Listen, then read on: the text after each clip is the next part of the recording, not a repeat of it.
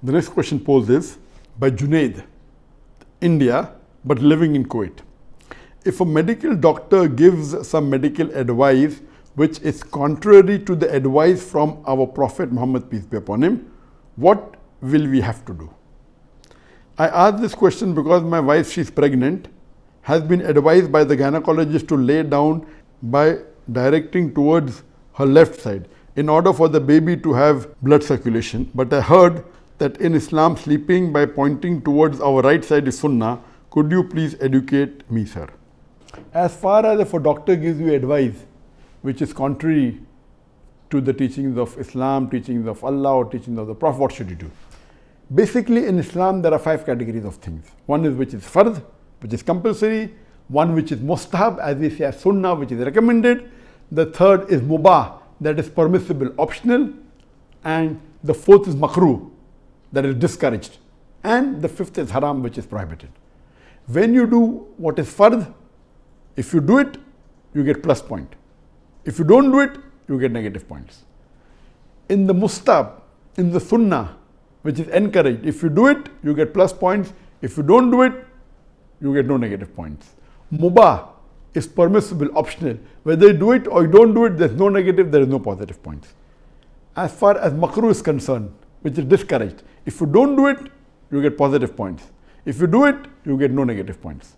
And the last is haram. If you don't do it, you get positive points. If you do it, then you get negative points. If a doctor gives you advice and tells you to do something which is fard, that is good. Suppose the doctor tells you, fast for one complete month, and it is Ramadan. Either you have to fast, the doctor tells you or not. So doctor tells you something which is fard. Whether doctor tells you or not, you have to do it.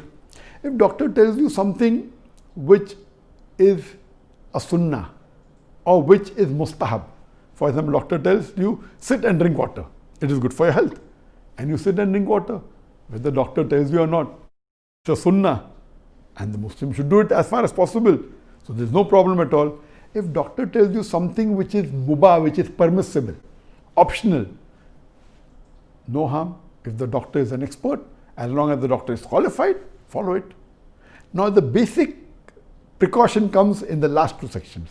If the doctor tells you to do something which is makruh or something which is haram. If the doctor tells you to do something which is makruh, you have to first analyze why is the doctor telling you. And if the doctor is telling you something which is not recommended by the Prophet, it is not encouraged, you have to do a research and see whether the doctor is telling correctly and you follow it. Because if you do something which is makruh, you don't get negative points.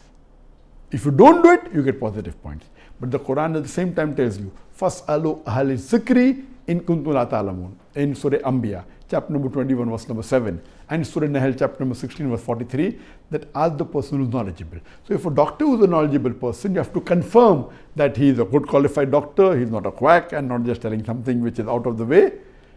There is no harm in doing what the doctor tells you, even though it is makruh. If doctor tells you something which is haram, then you have to weigh the pros and cons. That is it something which is life-threatening? For example, if the doctor tells you that take this alcohol, it is the only medicine that will save your life. Having alcohol is haram, but it's the only medicine that can save your life. So what you have to do, you have to do little research. That what the doctor is telling, is it really true? If the doctor is telling you something which is generally haram, anything which is haram, but because your life is in danger, automatically that becomes halal for that time. Like Allah says in the Quran in no less than 4 different places.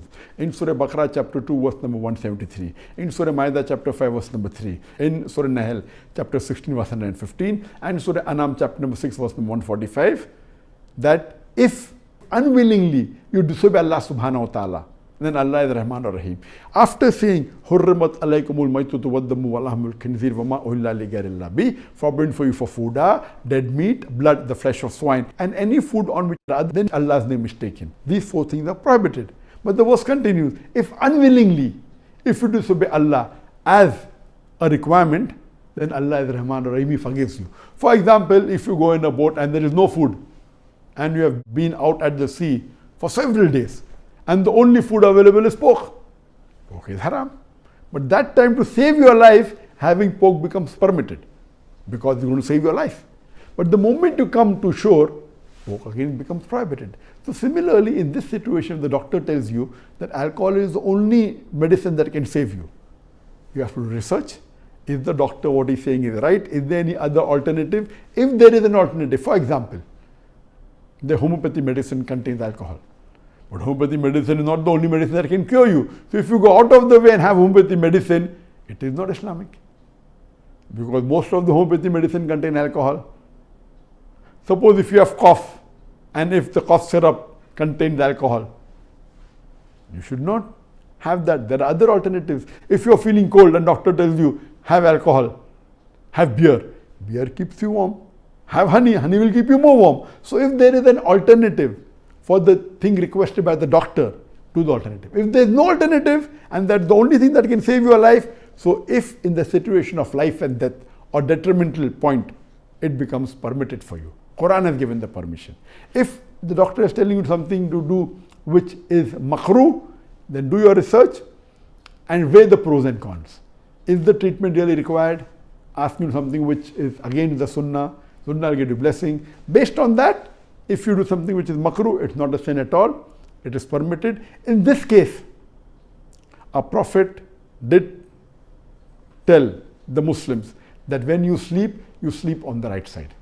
And today scientifically we know that when we sleep on the right side, the right lung is larger than the left lung. If we sleep on the left side, there is pressure of the lungs on the heart. So if we sleep on the right side, it is preferable, it is better scientifically to sleep on the right side. And our Prophet has recommended that. Now in the situation where a lady is pregnant, what happens that the liver is on the right side? So if a lady sleeps on the right side, there is pressure of the liver on the uterus and there is pressure on the baby. So the doctors many a time when required, they recommend the pregnant woman to sleep on the left side so that the pressure of the liver is not there on the uterus and that is beneficial for the baby and increases the blood circulation. So in such cases, when there is a requirement and if the doctor says sleep on your left side, it is not haram at all. It is sunnah to sleep on the right. To sleep on the left side is makruh, but it is permitted, especially if it is going to be beneficial for the baby.